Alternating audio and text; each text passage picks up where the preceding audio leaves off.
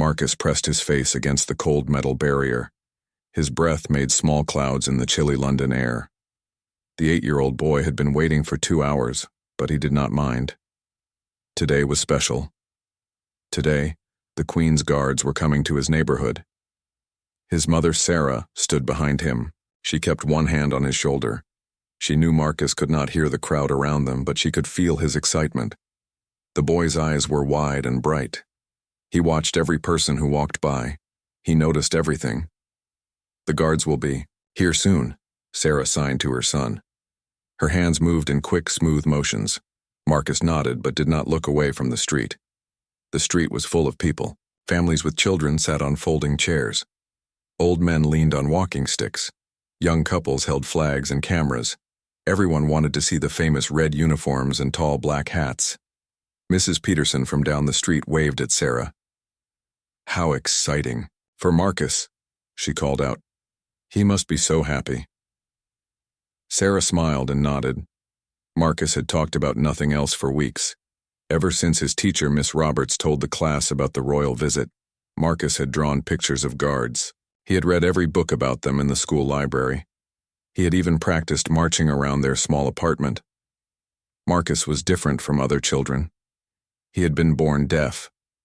He could not hear voices or music or the sounds that filled other people's days. But Sarah had learned that Marcus saw things others missed. His eyes caught details that hearing people overlooked. His teacher often said Marcus was the most observant student in her class. The morning had started early. Sarah had made Marcus his favorite breakfast, toast with jam cut into soldier shapes. He had eaten quickly, too excited to sit still. He had put on his best clothes, dark blue pants and a white shirt. Sarah had combed his brown hair until it was perfect. They had taken the bus to the city center. Marcus had pressed his nose to the window the whole way. He had pointed at every red telephone box and every black taxi. London was full of wonders for a boy who noticed everything. When they arrived, crowds were already gathering. Police officers directed people to safe spots behind the barriers. Sarah had found a good place where Marcus could see clearly. The boy was short for his age, but here he had a perfect view of the street. A man next to them was reading a newspaper out loud to his wife. "It says here the Queen's Guard will march down this very street. They will stop at the War Memorial for a special ceremony." Sarah translated the information into sign language for Marcus. The boy's face lit up with joy. He had seen the War Memorial many times. It was a tall stone monument with flowers around it. Today it would be part of something important. Time moved slowly. Marcus watched police officers check the street. He saw workers putting up small flags on lampposts. He noticed photographers setting up their cameras. Every detail interested him. A little girl near them started crying. She was tired of waiting. Her father picked her up and bought her a small flag from a vendor. Marcus watched this too. He was good at reading people's faces and understanding their feelings, even though he could not hear their words. Sarah looked at her watch. It was almost time. She could see other people checking their phones and looking down the street. The excitement in the crowd was growing. Marcus tugged on his mother's coat. When she looked down, he signed a question. "Will the guards really not move? Even if someone talks to them?" Sarah smiled. "That's right. They are trained to stand very still and look straight ahead. It's their job to be like statues." Marcus thought about this. He had seen pictures of the guards at Buckingham Palace. Tourists often tried to make them laugh or move, but the guards never did. They were famous for being like living statues. Woman behind them was explaining the same thing to her young son. "The Queen's Guard are very special soldiers," she said. "They protect important people and places. They train for many years to learn how to be so still and brave." The sound of drums came from far away. Sarah felt Marcus tense with excitement. Under her hand, she could not hear the music, but she could see the change in the crowd. People stood straighter. Children climbed onto their parents' shoulders. Cameras were raised. Marcus stood on his tiptoes. His heart was beating fast. Soon he would see the famous red uniforms and shiny black boots. He would see the tall, fuzzy hats and the bright brass buttons. He had dreamed about this moment. The Drums got louder. Sarah could feel them now, a steady rhythm that made her chest vibrate. Marcus must have felt them too because he put his hand on the metal barrier. The vibrations traveled through the metal and into his fingers. People around them started pointing down the street. Sarah squinted in the sunlight. She could see something red moving in the distance. The guards were coming. Marcus pressed forward against the barrier. Other children were doing the same thing. Parents held them back and reminded them to stay safe. The police officers walked along the barriers, making sure everyone was in the right place. A teenager with a phone was recording everything. An old man was taking pictures with an expensive camera. A mother was helping her baby wave a tiny flag. Marcus watched all of this, but his main attention was on the approaching parade. The red shapes were getting bigger. Sarah could see the guards now, tall men in bright red uniforms walking in perfect lines. Their movements were exactly the same. Left foot, right foot, left foot, right foot. They moved like one person with many bodies. Marcus had never seen anything so amazing. The guards looked just like the pictures in his books, but better. They were real people, walking and breathing and marching toward him. Their faces were serious and proud. Their uniforms were perfect, not a wrinkle or spot anywhere. The crowd was getting louder. People were cheering and clapping. Children were calling out to the guards. Cameras were flashing. But through all of this noise and excitement, Marcus stayed very quiet and very focused. His eyes moved over every detail, the shine of the buttons, the way the black hats sat perfectly straight, the sound of their boots on the stone street, a sound he could feel even though he could not hear it. Sarah looked down at her son. His face showed wonder and concentration. She knew this moment would stay with Marcus forever. He was storing every detail in his memory, the way he always did with things that mattered to him. The guards were getting closer. Marcus could see their faces now. They looked straight ahead, never turning left or right. Their expressions were calm and serious. They marched in perfect time with each other. Sarah felt the crowd around them, getting more excited. People were pushing forward gently, trying to get better views. Cameras clicked constantly. Children called out, "Hello, guards," and "Look over here." But the guards kept marching without looking at anyone. Marcus studied each guard as they passed. He noticed how their red jackets had gold trim. He saw how their black pants had a red stripe down the side. Their boots were so shiny they reflected the sunlight. Everything about them was perfect and clean. But then Marcus saw something that made him focus even more carefully. One of the guards in the middle of the group caught his attention. This guard was tall and had kind eyes.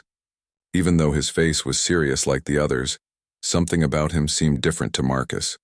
The boy's sharp eyes noticed small things others missed. He saw that this guard's left boot had a tiny scuff mark. He noticed that one button on his jacket caught the light differently than the others.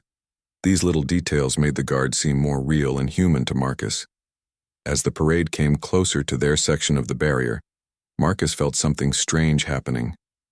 He had an urge to do something, but he was not sure what. His mother's hand was still on his shoulder, keeping him safe behind the metal barrier. The crowd around them was getting louder. A man next to them was cheering. A woman was taking pictures with her phone. Children were waving their small flags as hard as they could, but Marcus stayed quiet, watching and thinking. Then, without warning, something inside Marcus made him move. He ducked under his mother's arm so quickly that she did not have time to react. Before Sarah knew what was happening, her son had slipped under the metal barrier. "Marcus!" Sarah called out, but she knew he could not hear her voice. She reached forward, but he was already several steps away from the barrier. The people around them gasped. A police officer started moving toward the boy. Security guards spoke quickly into their radios. The crowd began to murmur with worry and surprise. But Marcus was not running wild or being naughty. He was not trying to touch the guards or get in their way. Instead, he walked calmly into the street and stopped. He stood perfectly still, facing the approaching guards. The boy raised his right hand. His movements were slow and careful. He was not waving like other children. His hand position was specific and deliberate. His fingers moved in patterns that had clear meaning. Sarah's heart stopped when she realized what her son was doing. Marcus was using sign language. He was trying to communicate with the guards using his hands. But why? What was so important? That he would break away from safety to sign to strangers? The people in the crowd did not understand what they were seeing. To them, Marcus looked like a small boy making strange gestures at the guards. Some people thought he was just playing or showing off. Others worried that he might be in danger standing so close to the marching soldiers. "What is that child doing?" asked an elderly woman behind Sarah. "He's just excited," replied a man with a camera. "Kids do silly things when they see the guards." But Sarah knew better. Marcus never did silly things. Every movement he made had a purpose. If he was signing to the guards, he had a reason. A very important reason. Marcus continued his hand movements. His gestures were clear and precise. He had been learning sign language since he was very small. His hands moved with the skill of someone who used them to talk every day. The guards were now very close. Marcus could see the details of their uniforms even better. He could see the brass buckles on their belts. He could see the way their tall hats cast shadows over their eyes. He could feel the vibrations of their marching feet through the ground. Most of the guards looked straight ahead as they had been trained to do. They were taught to ignore distractions and keep marching no matter what happened around them. Children often tried to get their attention, and they had learned to stay focused on their duty. But the guard that Marcus had been watching, the tall one with kind eyes, was different. As his formation approached the boy, his gaze shifted slightly. His eyes moved down to look at the small figure standing in the street. The guard's training told him to keep walking. His duty was to maintain perfect formation. He was supposed to ignore everything except the march ahead. But something about the boy's movements made him hesitate. The guard had seen many children during parades. He had watched them wave and call out and try to get attention. But this boy was different. His movements were not random or playful. They were controlled and meaningful. A memory stirred in the guard's mind. The hand movements looked familiar. They reminded him of something important. From his past, the patterns the boy was making with his fingers were not just gestures. They were language. The realization hit the guard like a lightning bolt. The boy was using sign language. He was trying to say something specific, something that he thought was important enough to risk getting in trouble. The guard's step faltered slightly. For just a moment, his perfect marching rhythm was interrupted. His fellow guards continued forward, but his attention was completely focused on the small boy in front of him. Around them, the crowd held its breath. They could sense that something unusual was happening. The energy in the air had changed. This was not just a boy playing or seeking attention. This was something more serious. Marcus continued signing. His hands moved with urgency now. He could see that one of the guards was paying attention to him. The tall guard with kind eyes was looking directly at him. The boy's message was getting through. Sarah watched from behind the barrier with growing anxiety. She could not see exactly what Marcus was signing from her angle, but she could tell it was important. Her son's face showed concentration and determination. He was not playing a game. The police officer who had been approaching slowed down. He could see that the boy was not causing trouble or trying to disrupt the parade. The child was standing calmly and making deliberate hand movements. The officer decided to wait and see what would happen next. The crowd was completely quiet now. Even the children had stopped calling out to the guards. Everyone was watching the silent conversation between the small deaf boy and the tall soldier. Nobody understood what was happening, but they all sensed its importance. The guard's mind raced as he tried to remember his sign language. It had been years since he had used it regularly, but slowly, the boy's message was becoming clear. And what Marcus was trying to tell him made the guard's blood run cold with understanding. Sergeant James Wellington had been a member of the Queen's Guard for 15 years. In all that time, he had never broken formation during a ceremonial march. His training had taught him to be like a statue, unmovable, unshakable, and completely focused on his duty. James had marched through rain and snow. He had stood still while tourists took pictures and tried to make him laugh. He had maintained perfect posture while children called his name and adults asked him questions. Nothing had ever made him break his concentration. But now, watching the small boy signing in front of him, James felt his world shift. The child's hand movements were bringing back memories that James had not thought about in months. Memories of his younger sister Emma, who had been born deaf just like this boy. James had learned sign language when Emma was small. Their whole family had learned it so they could talk to her. For years, James had been Emma's translator and protector. He had helped her communicate with teachers and friends. He had made sure she was never left out or ignored. When James joined the military, he had to move away from home. He still visited Emma, but he did not use sign language as much as before. The skills were still there in his mind, but they had gotten rusty from lack of practice. Now, as he watched Marcus signing, those old skills came flooding back. The boy's movements were clear and urgent. James could understand most of what he was trying to say, and the message made his heart race. With alarm, the boy was signing about danger. He was pointing upward and making signs for falling and hurt and people. James's eyes followed the direction of Marcus's pointing finger, up toward the old buildings that lined the street. James kept marching, but his attention was split between his duty and the boy's warning. His fellow guards continued their perfect formation around him.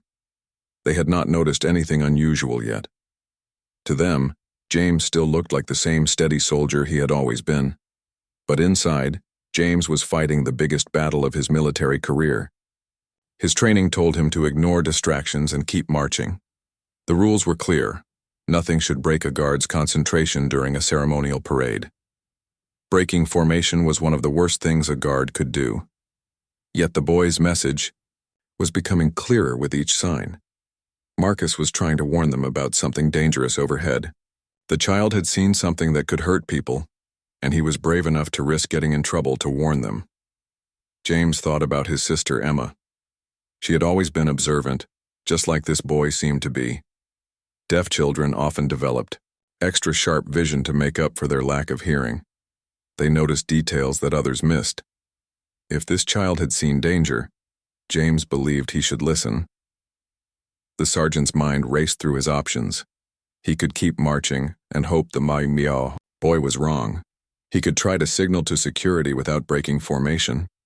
Or he could do something that went against every rule he had learned. He could stop and investigate the warning. Behind his serious guard expression, James was sweating. His heart was beating faster than normal. The weight of decision pressed down on him like a heavy stone. Whatever he chose to do would have consequences. The crowd around them was still watching in fascination. They had no idea that a life or death decision was being made right in front of them. To them, it looked like an interesting moment between a child and a guard. They did not know that James was fighting between duty and conscience. Marcus continued, signing with growing urgency. He could see that the guard understood him, but the man was still marching forward. The boy's message was about immediate danger. There was no time to wait or think. People could get hurt very soon. James looked at his fellow guards marching beside him. These were good men who trusted him. They had trained together and served together. If there was real danger, James had a responsibility to protect them too. The sergeant's eyes moved upward again, following Marcus's pointing. The buildings along the parade route were old and grand. They had stood for hundreds of years, watching over countless ceremonies and celebrations. But old buildings sometimes had problems that were hard to see from ground level. James's military training had taught him to assess threats quickly. He had learned to make fast decisions under pressure. But this situation was unlike anything he had faced before. This was not a battlefield or a security exercise. This was a peaceful ceremony with innocent people watching. The boy's signing was becoming more frantic. Marcus was pointing more urgently at the building above them. His face showed real fear and concern. This was not a game or a prank. The child truly believed people were in danger. James felt a moment of clarity cut through his confusion. His sister Emma had always been right when she warned about dangers others could not see. Her sharp eyes and careful attention had saved the family from problems many times. If this boy was like Emma, his warning deserved to be taken seriously. The weight of tradition and rules pressed against James's shoulders like heavy armor. 15 years of perfect service, 15 years of following orders without question, 15 years of being the ideal guard. All of that would be damaged if he broke formation now. But then James thought about why he had become a guard in the first place. His job was to protect people. His duty was to keep others safe.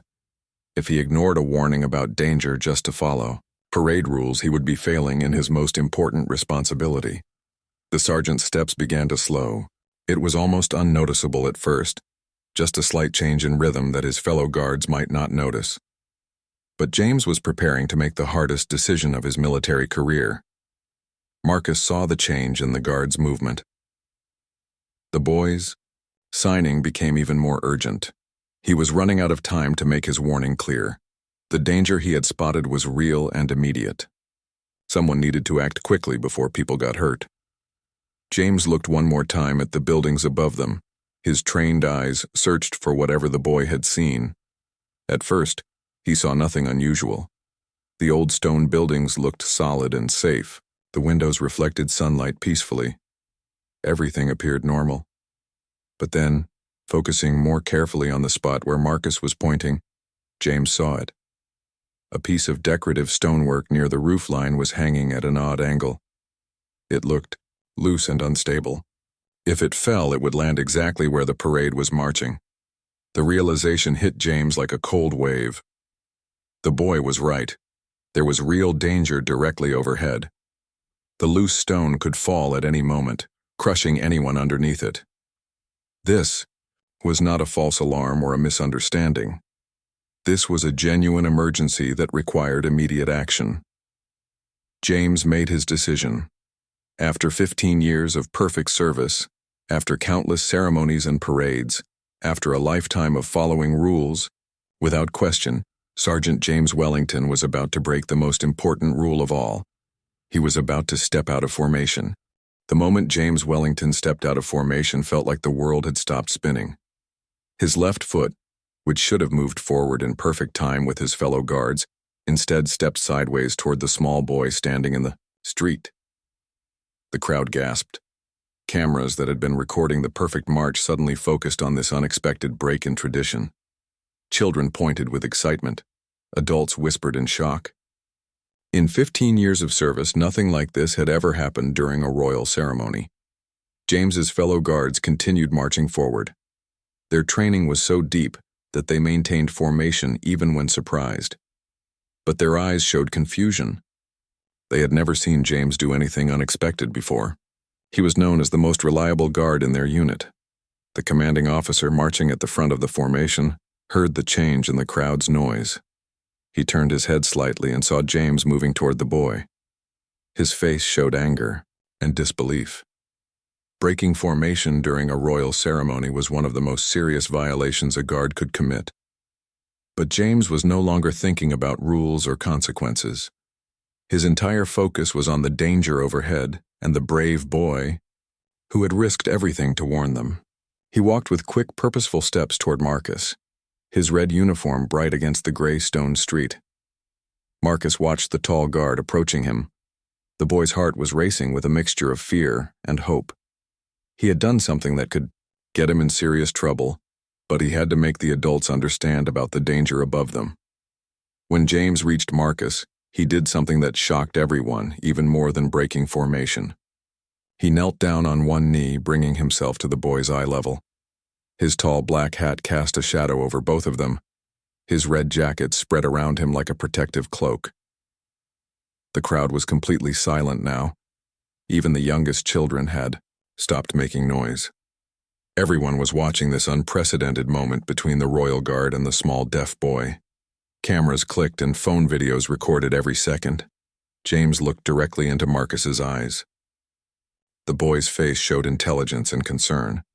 This was not a child playing games or seeking attention. This was someone trying to save lives. James raised his own hands and began to sign back to Marcus. The guard's sign language was rusty, but the basic skills came back quickly. His hands moved more slowly than Marcus's, but his meaning was clear. He signed, "I understand. Show me where." Marcus's face lit up with relief. Finally, an adult was listening to him. He pointed upward again, more specifically this time. His finger aimed at the exact spot where the loose stone was hanging. James followed the boy's direction with his eyes. From his new position on the street, James could see the problem more clearly. The decorative stone was definitely loose. It was a large piece, probably weighing several pounds. If it fell from that height, it could seriously injure or even kill someone below. James signed back to Marcus. "Thank you. You are very brave. Now go back to your mother." The boy nodded and began walking quickly back toward the barrier where Sarah was waiting. She had been watching the entire exchange with her heart in her throat. She was proud of her son's courage, but also terrified about what trouble he might be in. As Marcus reached safety, James stood up and immediately reached for his radio. He pressed the button and spoke quickly into the device. "This is Sergeant Wellington. We have a safety hazard on the parade route. Possible falling debris at grid reference Echo 7. Need immediate area clearance." The response was immediate. Security personnel throughout the area received the message. Police officers began moving toward the building James had indicated. The parade coordinator's voice came through the radio, asking for more details. James looked up at the loose stone. Again, it was clearly visible now that he knew where to look. The morning sun was warming the old building, and the heat expansion might make the stone even more unstable. There was no time to waste. Large decorative stone, approximately 10 pounds, hanging loose above the parade route. James reported into his radio. Immediate fall risk. Recommend route diversion and area evacuation. Around him, the crowd was beginning to understand that something serious was happening. Parents pulled their children closer. People looked up at the buildings above them with new concern. The festive atmosphere was changing into something more tense and worried. James's commanding officer had halted the parade formation. The other guards stood at attention, waiting for orders. Their faces showed confusion but also trust in their fellow soldier. If James said there was danger, they would listen. A building inspector who was part of the event security team arrived. Within minutes, he carried a pair of binoculars and a radio of his own. James pointed to the exact location of the loose stone and explained what the boy had observed. The inspector raised his binoculars and focused on the spot James indicated. After a few seconds of careful observation, his face went pale. "Good God," he said quietly. "That thing is hanging by a thread. It could come down any second." The inspector immediately spoke into his radio, calling for emergency equipment and personnel. Within minutes, the area around the loose stone was being cleared of people. The parade route was quickly shifted to avoid the danger zone. Marcus watched all of this activity from behind the barrier, still holding his mother's hand. He could see that the adults were taking his warning seriously. He could see police officers directing people to move away from the dangerous building. He could see workers setting up barriers to block off the unsafe area. Sarah squeezed her son's hand and signed to him. "You did the right thing. You helped keep people safe." The boy nodded, but his attention was still focused on the guard who had listened to him. James was now coordinating with security personnel and helping to manage the crowd. Even though he had broken the most important rule of his job, he was still working to protect people. A senior officer approached James with a serious expression. This was the moment James had been dreading. He was about to face the consequences of his actions. Breaking formation during a royal ceremony could end his career. But before the officer could speak, the building inspector's voice crackled over the radio for everyone to hear. "Confirmed structural hazard. Large stone decoration in immediate fall danger. Evacuation was absolutely necessary. Whoever spotted this problem just prevented a potential fatality." The senior officer looked at James with new understanding. "How did you know about the hazard, Sergeant?" James looked back toward the barrier where Marcus was standing with his mother. The boy was watching him with concern and hope. "A young observer alerted me to the danger, sir." He used sign language to communicate the threat. The officer followed James's gaze to the small boy behind the barrier. Understanding dawned on his face. "The deaf child, he saw the problem and warned you?" "Yes, sir. He risked his own safety." to prevent others from being hurt. His observation skills may have saved lives today. The senior officer was quiet for a moment, processing this information. Around them, emergency workers were setting up equipment to safely remove the loose stone. The crowd was being moved to a safe distance. The immediate danger was being handled professionally and quickly. "Sergeant Wellington," the officer said finally, "you made a difficult decision under unusual circumstances. Your actions appear to have prevented a serious accident." James stood at attention, waiting to learn his fate. He had broken protocol, but he had also protected innocent people from harm. Now he would discover whether his superiors valued rules more than lives. As emergency workers secured the area around the loose stone, James found himself thinking about the remarkable conversation he had just shared with Marcus. The boy's sign language had been clear and urgent, but there was much more to his message than just a simple warning about falling debris. James remembered his sister Emma and how she used to notice things that others missed. Deaf children often developed extraordinary visual skills to compensate for their lack of hearing. They watched faces more carefully, noticed small movements, and observed details that hearing people overlooked because they were distracted by sounds. Marcus had demonstrated exactly these abilities. While hundreds of people were looking at the colorful parade and listening to the drums and music, the 8-year-old boy had been studying the buildings above them. His eyes had caught something that everyone else had missed, including trained security personnel and experienced police officers. The conversation between James and Marcus had been brief but detailed. The boy had not just pointed at the building and signed danger. He had provided specific information that showed how carefully he had observed the problem. Marcus had signed that the stone was loose and moving in the wind. He had indicated its size by showing the approximate dimensions with his hands. He had pointed out that it was hanging directly over where people would be standing and walking. Most importantly, he had communicated that the danger was immediate, not something that might happen later. James was impressed by the boy's ability to assess the situation so completely. Marcus had understood that the stone's position made it dangerous to the parade route. He had recognized that the weight and height of the stone could cause serious injuries if it fell. He had even seemed to understand that the morning sun warming the building might make the stone expand and become more likely to fall. But what amazed James most was the boy's courage in delivering his warning. Marcus had known that approaching the guards would get him in trouble. He had seen how other children were kept behind barriers and told not to interfere with the ceremony. Yet he had been willing to risk punishment because he believed lives were at stake. The boy had also shown remarkable understanding of the guards' situation. In his signing, Marcus had acknowledged that he knew the guards were not supposed to break formation. He had apologized for interrupting their duty, but he had also made it clear that the danger was too serious to ignore. James thought about how difficult it must have been for Marcus to make his decision. The boy was small and young, surrounded by hundreds of adults who all seemed to know what they were doing. It would have been easy for him to assume that grown-ups had already noticed any problems and taken care of them. Instead, Marcus had trusted his own observations. He had believed in what he had seen, even when no one else seemed aware of it. He had found the courage to act on his knowledge, despite being in an intimidating situation surrounded by authority figures. The building inspector's voice interrupted James's thoughts. The man was speaking into his radio, providing updates on the situation. The stone is approximately 12 pounds and was held in place by old mortar that has deteriorated over time. Weather changes and vibrations from traffic have loosened it further. It could have fallen at any moment. James realized that Marcus had been exactly right about the danger. The boy's assessment had been accurate in every detail.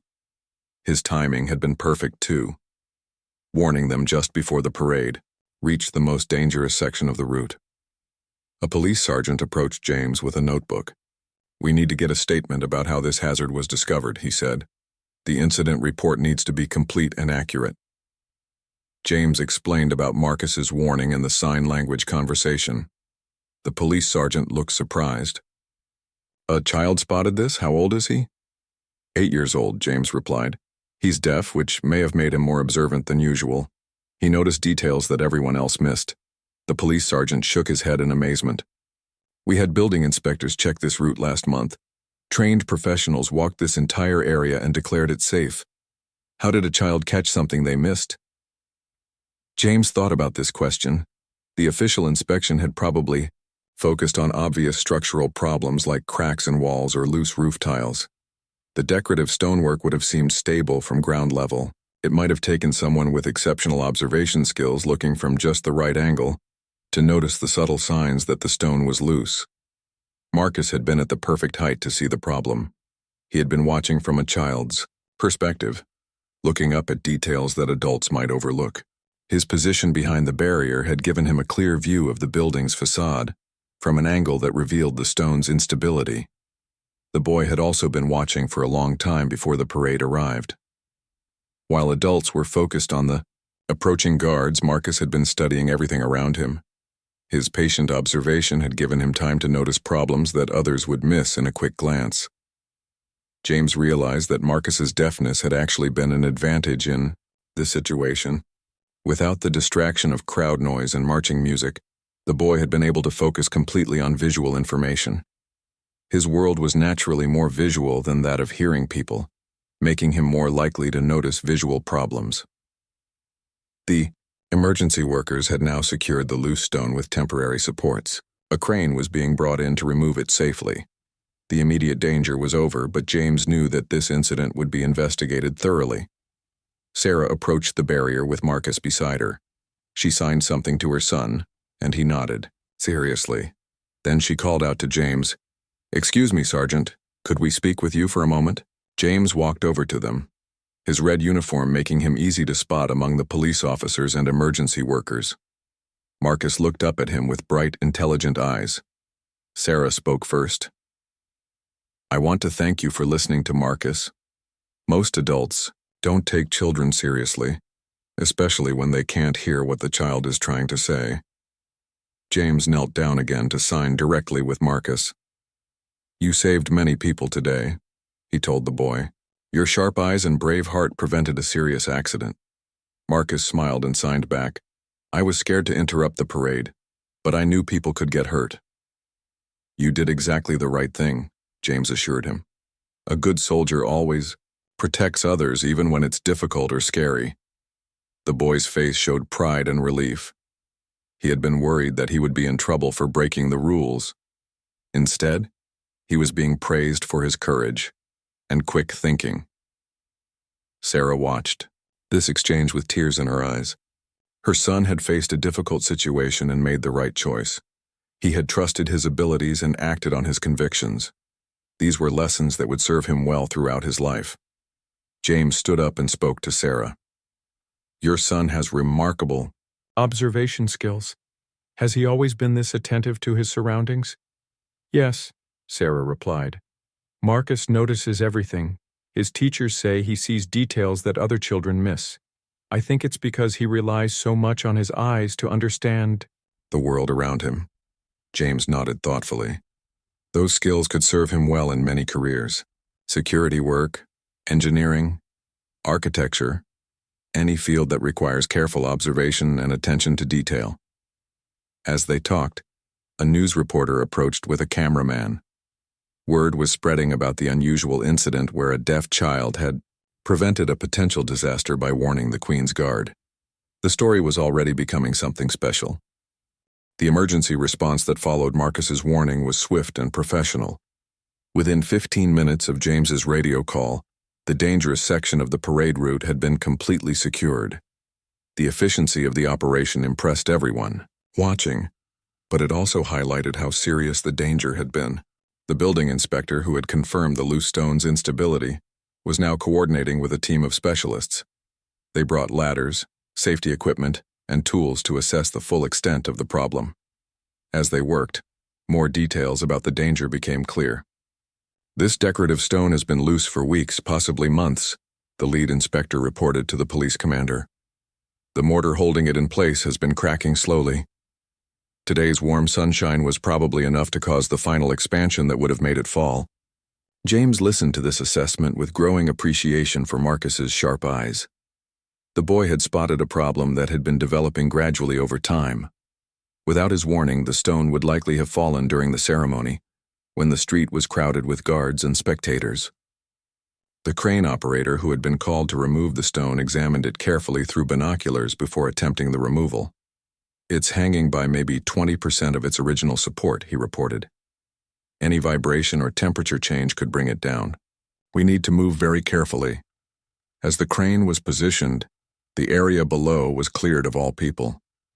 Emergency barriers were set up in a wide circle around the building. Police officers directed crowds to safe viewing areas where they could still see the ceremony, but remain out of danger.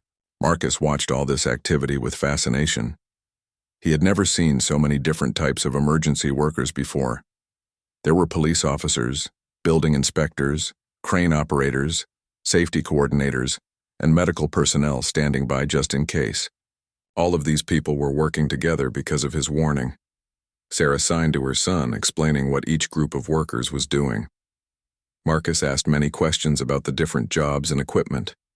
His natural curiosity was even stronger, now that he was seeing his observation skills being taken so seriously by professionals. The parade had been temporarily halted while the dangerous stone was secured. The other guards stood at ease in a safe area, waiting for the all-clear signal.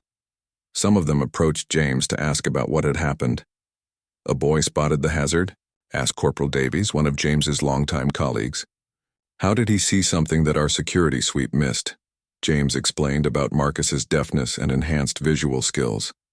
He was watching the buildings while we were all focused on the parade preparation. His different perspective helped him notice what we overlooked. The guards were impressed by this explanation. They knew that their own training emphasized the importance of situational awareness and attention to detail. The idea that a young civilian had demonstrated these skills better than trained professionals was both humbling and inspiring. Lieutenant Morrison, the commanding officer, joined the conversation. "Sergeant Wellington, your response to the boy's warning was unconventional but effective. Breaking formation is normally grounds for serious disciplinary action." James stood, at attention, prepared for whatever consequences his actions might bring. "I understand, sir. I accept full responsibility for my breach of protocol. However," the lieutenant continued, "in this case, your judgment appears to have been correct. The safety of personnel and civilians must always be our primary concern. Your actions today upheld that principle." James felt a wave of relief, but he remained focused on the ongoing emergency response. "Thank you, sir. What are our orders for resuming the ceremony?" "We'll wait for the all-clear from the emergency team. The route will be adjusted to avoid this area. The ceremony will continue once everyone is safe." As they talked, the crane operator began the delicate process of removing the loose stone. Heavy steel cables were carefully positioned around the decorative element. The operator worked slowly and precisely, knowing that any sudden movement could cause the stone to fall before it was properly secured. The crowd watched in tense silence as the crane lifted the heavy stone away from the building. When it was finally clear of the danger zone, people began to applaud. The immediate threat was over, and the ceremony could continue safely. Marcus clapped along with everyone else, his face bright with excitement and pride. He had played a crucial role in keeping people safe.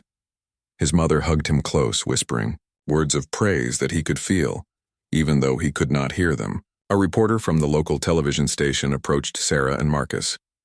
"Excuse me, I'm Rebecca Thompson from Channel 7 News. We're covering this story about how your son's quick thinking prevented a serious accident. Would you be willing to do a brief interview?" Sarah looked at Marcus and signed the reporter's request. The boy thought for a moment, then nodded.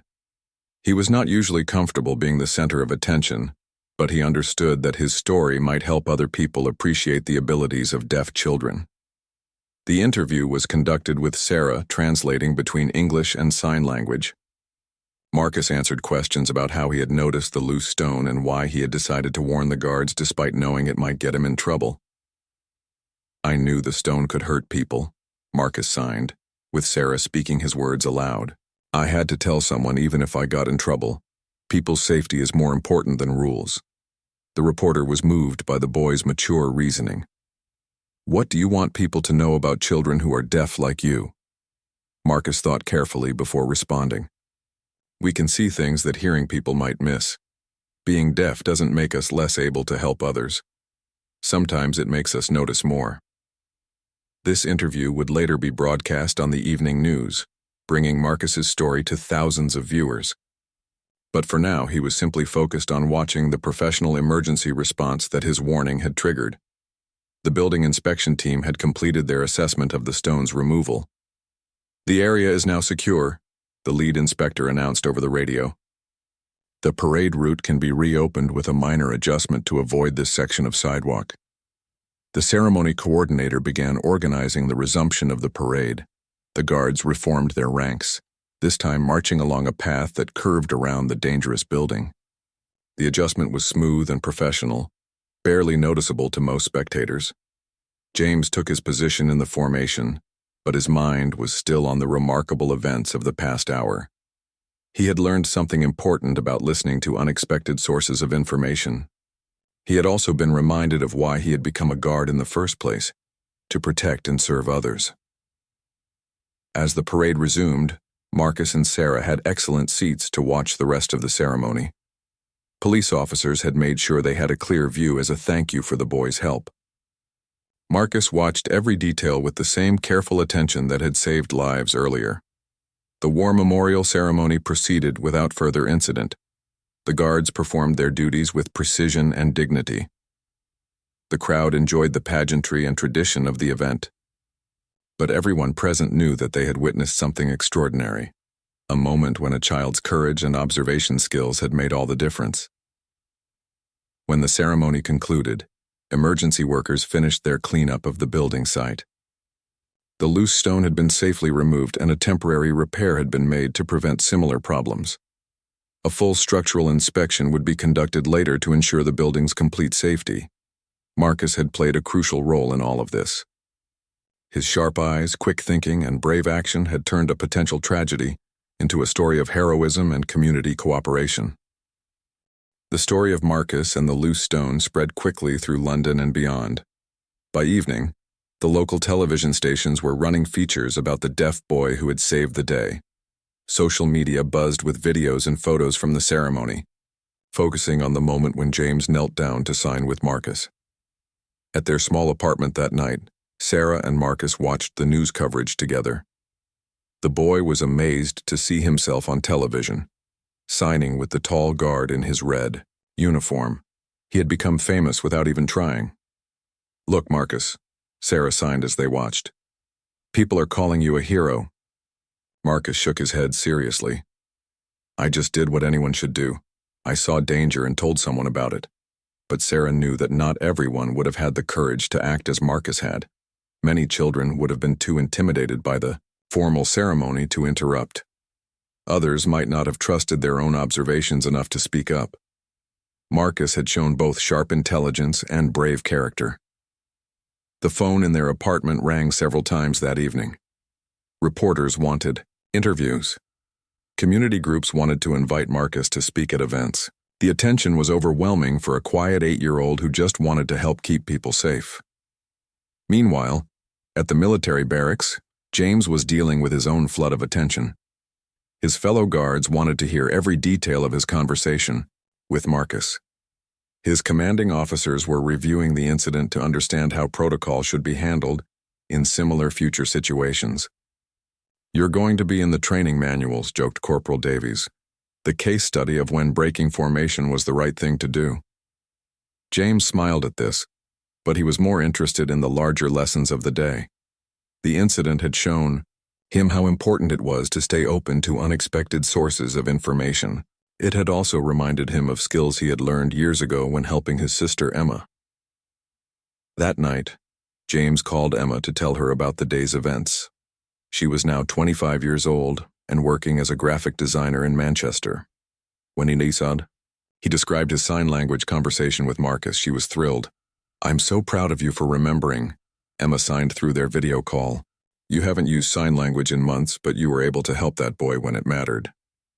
"He reminded me of you," James replied, his own signing a bit rusty but clear. The way he noticed things others missed, the way he was brave enough to act on what he saw. Emma smiled. "Deaf children learn to trust their eyes because they have to. We become good at seeing the whole picture, not just the parts that make noise." This conversation helped James understand even better why Marcus had been able to spot the danger. The boy's deafness had given him skills that actually made him more capable in this particular situation, not less capable.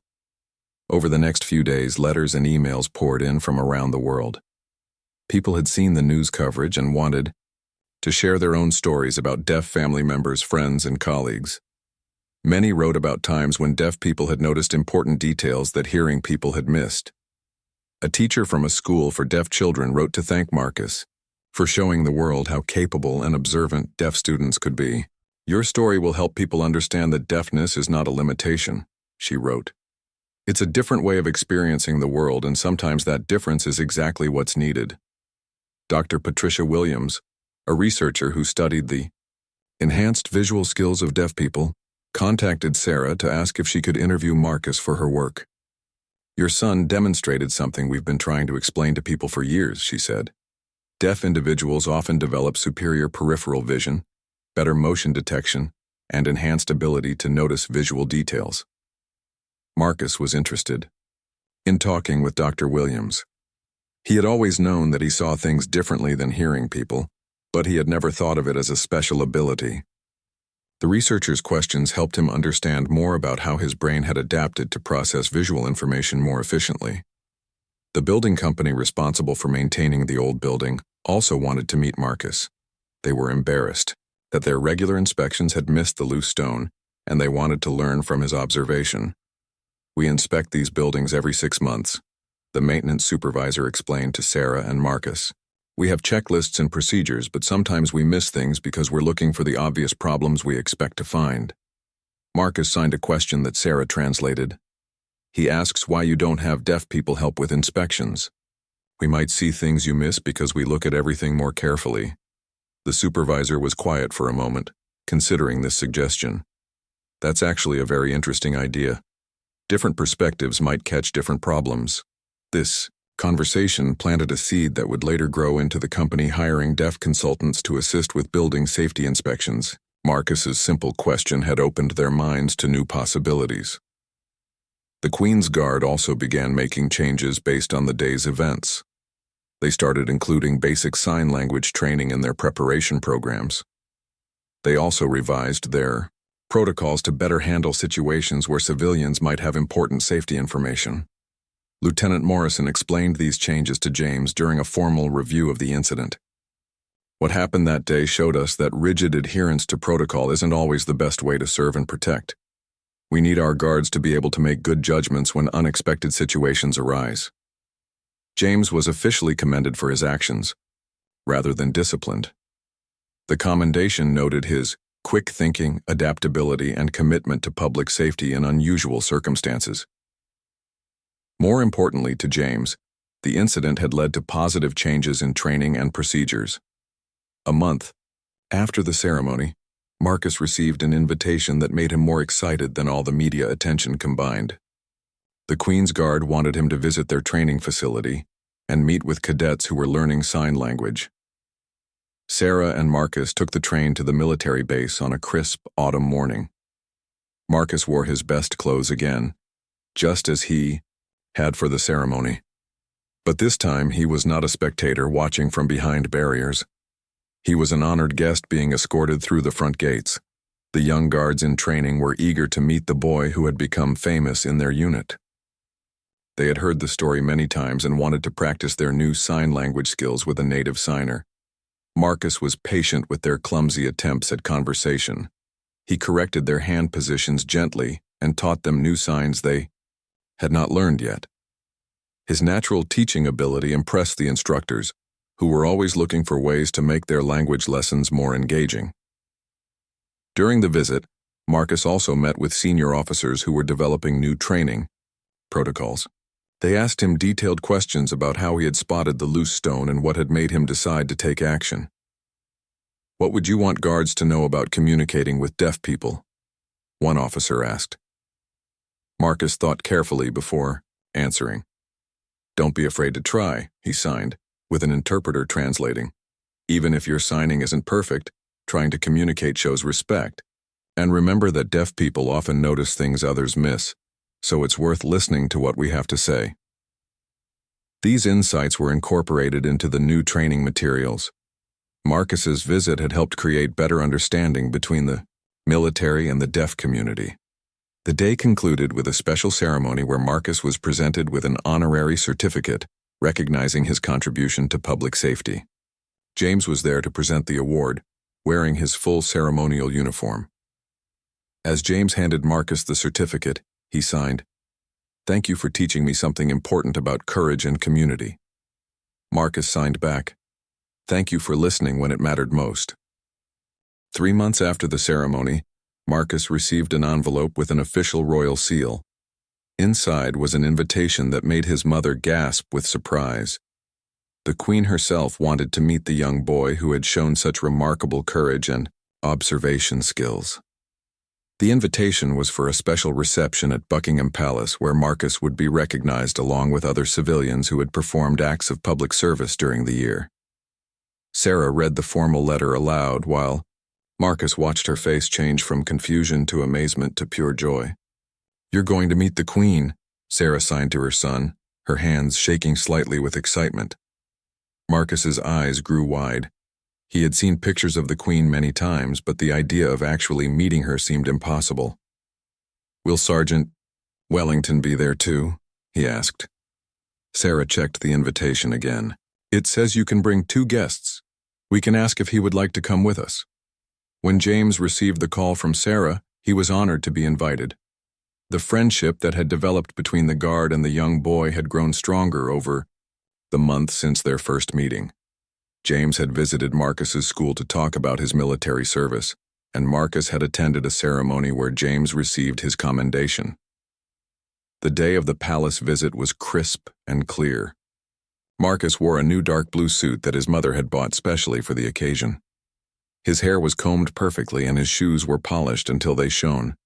He looked like a young gentleman ready for the most important day of his life. James met them at the palace gates wearing his dress uniform with all his medals and honors displayed. The 3 of them walked together through the famous courtyard, past the guards who stood at attention in their red uniforms and tall black hats. Inside the palace, Marcus was amazed by the grandeur of the rooms. Crystal chandeliers hung from painted ceilings. Gold-framed portraits of kings and queens lined the walls. Thick red carpets covered polished wooden floors. Everything was more magnificent than he had ever imagined. The reception was held in a grand ballroom filled with people who had all performed notable acts of service. There were teachers who had saved children from accidents, doctors who had worked during emergencies, and citizens who had helped during natural disasters. Marcus was the youngest person being honored. When it was time for Marcus to meet the Queen, his heart was beating so fast he could feel it in his chest. Sarah and James walked with him to where Her Majesty was greeting each guest individually. The Queen was smaller than Marcus had expected, but her presence filled the room. She wore an elegant blue dress with a diamond brooch, and her smile was warm and genuine. When she saw Marcus approaching, she spoke quietly to her assistant, who then approached Sarah. "Her Majesty has been looking forward to meeting Marcus," the assistant said. "She has learned some basic sign language especially for this meeting." Marcus could hardly believe what he was hearing. The Queen of England had learned sign language just to talk with him. He felt overwhelmed by the honor and consideration she was showing him. When Marcus reached the Queen, she smiled and slowly signed, "Hello, Marcus. I am very pleased to meet you." Her signing was careful and deliberate, clearly the result of recent lessons. Marcus was so moved by her effort that tears came to his eyes. He signed back, "Thank you, Your Majesty. This is the best day of my life." Queen's interpreter helped with the more complex parts of their conversation, but she continued to use simple signs throughout their meeting. She told Marcus how impressed she was with his quick thinking and courage. "You saw danger that others missed," she signed slowly. "You were brave enough to act on what you saw. These are the qualities of a true hero." Marcus shook his head modestly. "I just wanted to keep people safe," he replied. "That is exactly what makes you special," the Queen responded. "You put other people's safety before your own comfort. That is the mark of good character." During their conversation, the Queen asked Marcus about his interests and dreams for the future. When he mentioned his love of observing details and solving problems, she suggested he might enjoy careers in engineering, architecture, or scientific research. "The world needs people who see things others miss," she told him. "Your unique perspective is a gift that can help many people." Before their meeting ended, the Queen presented Marcus with a special medal recognizing his service to the community. The medal was engraved with his name and the date of the ceremony where he had spotted the dangerous stone. "This medal represents not just what you did that day," the Queen explained, "but the example you set for others. You showed that anyone, regardless of age or ability, can make an important difference." After the formal presentations, there was time for the honored guests to mingle and share their stories. Marcus met a teacher who had rescued students from a bus accident, a doctor who had worked without rest during a hospital emergency, and a firefighter who had saved a family from a burning building. Each person was impressed by Marcus's story and his mature way of discussing what had happened. The adults were amazed that such a young person could show such good judgment under pressure. James stayed close to Marcus throughout the reception, serving as both protector and friend. He was proud to see how confidently the boy interacted with the other guests, using both sign language and written notes to communicate. Near the end of the event, James and Marcus found a quiet corner where they could talk privately. "This has been an amazing journey," James signed to the boy. "From that day on the street to meeting the Queen, you've handled everything with grace and wisdom." Marcus smiled. "I couldn't have done it without you listening to me that day. You could have ignored my warning, but you chose to trust a stranger." "You taught me something important," James replied. "You showed me that help can come from unexpected places. Now I pay more attention to people around me, especially children who might have something important to say." Their conversation was interrupted by a photographer who wanted to take pictures of them together.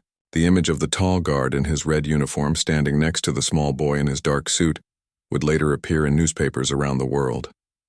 As the reception ended, Marcus realized that this was not really an ending at all. It was the beginning of a new chapter in his life.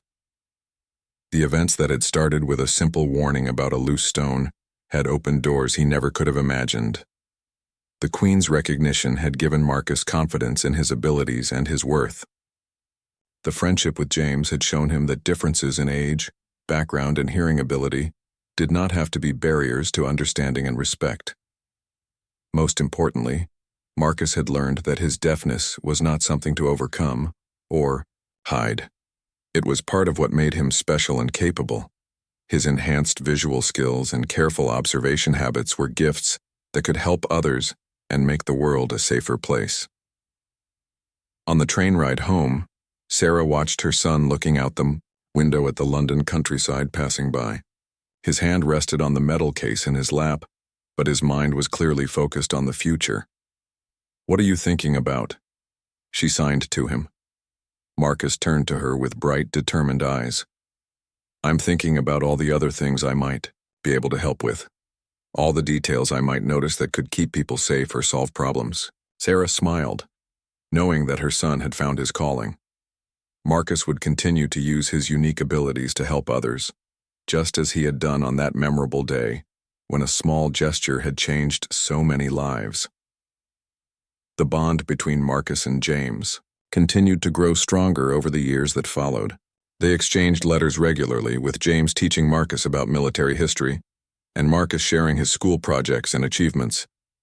Their friendship had begun with a moment of crisis, but it had evolved into something much deeper, a connection between two people who understood the importance of courage, service, and looking out for others. It was a bond that would last a lifetime, built on the foundation of one extraordinary day when a little boy's strange gesture had revealed the power of communication, observation, and human kindness.